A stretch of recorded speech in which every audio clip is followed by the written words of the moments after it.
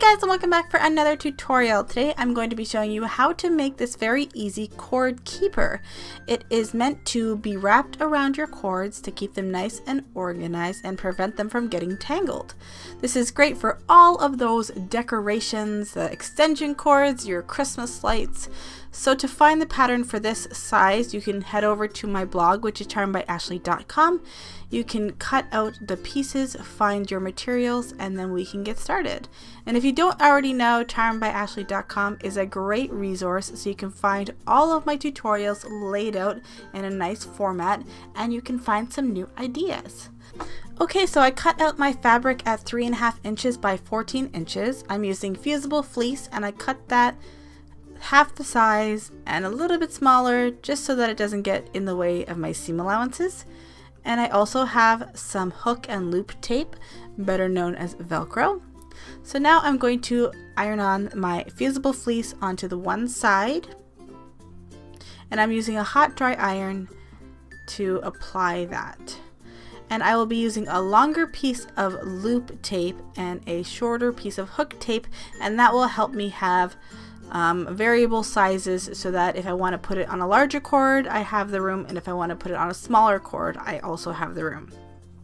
So I'm going to take a piece probably about 2.5 inches long, and I'm going to apply it on one side of the fabric, and I'm going to put it about 1 inch away from the edge, and I will sew that down.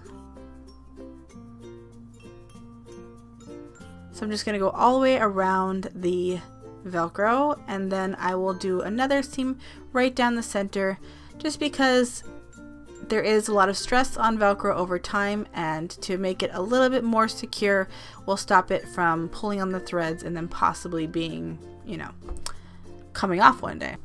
Okay, so now we're going to take our fabric, we're going to fold it in half lengthways, and then we're going to sew all the way around it.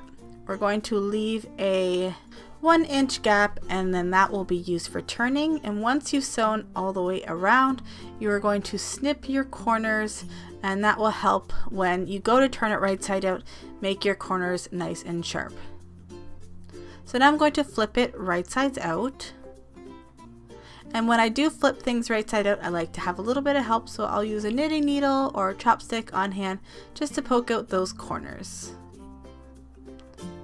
So now I'm just going to press the piece, and then I will fold in the raw edges from the little hole that we use for turning, and then I'll press that down as well. Then I'm going to sew all the way around with a top stitch, and then that will close up that hole.